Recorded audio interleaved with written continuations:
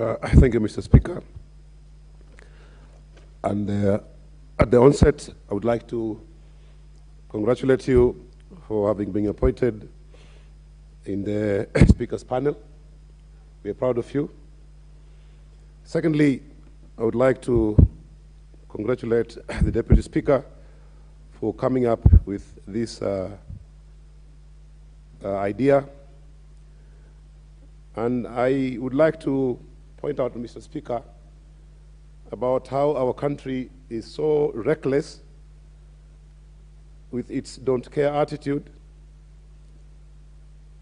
Yet a country like Uganda, our neighboring country here across the border, is so keen on the protection of its people to the point that they never use fertilizers or chemicals in their trees or plants. And when you visit Kampala city, Mr. Speaker, you'll be surprised. In the city center, you may be looking for a chemist. It may take you 1 hour before you locate one. Yet in the city, the small town of Bigori, you may find 1,000 chemists. Every other shop is a chemist. The reason is Kenya is a sick nation.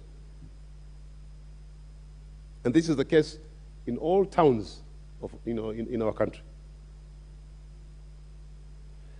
The government agencies, Mr. Speaker, have people who are qualified, who are actually up to the task, but unfortunately there is what we call government interference. And the case in point, Mr. Speaker, is just 2 years ago when we had a shipload of maize at the port of Mombasa, and those who are responsible for doing the checkups and the investigation, the KEFIs and the public health officials were actually asked to step aside so that they cannot do their investigations and, of course, bring out their report.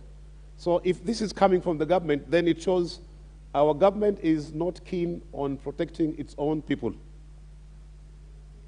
Mr. Speaker, it should actually come to our notice that of late, cases of diseases which have very far-reaching effects on our health, such as cancer, is on the rise. And this is something that should actually worry us, because it is not only affecting the poor, but it is affecting everybody else. But more so, it is unfortunate that those who are less fortunate bear the brunt, because they cannot afford the treatment of cancer, which is as a result of government inability to let its own officers to do research on all these products that come our way so that our people can be safe. I want to laud the sentiments of the Nyeri Town MP that some of these products find their way to State House, like sukuma wiki, because sukuma wiki is consumed everywhere. The other thing that, of course, is a problem, Mr. Speaker, is the idea of making quick money. We sometimes do not mind about the health of our people because we can make a kill whenever such products are coming into our country. So we have hazardous chemicals and diseases which are detrimental to our health, and of course make us to be less productive, and this country definitely can never grow and measure up with those developing countries. Mr. Speaker, we also have insecticides in our homes. They are applied every day, on an everyday basis, to kill mosquitoes and cockroaches. And you'll find somebody spraying the room and then sleeping in the next half an hour.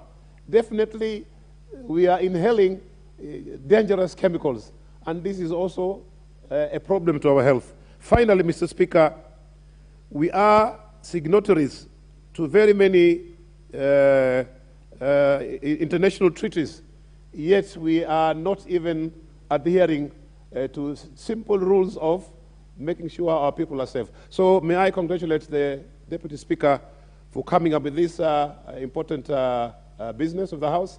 But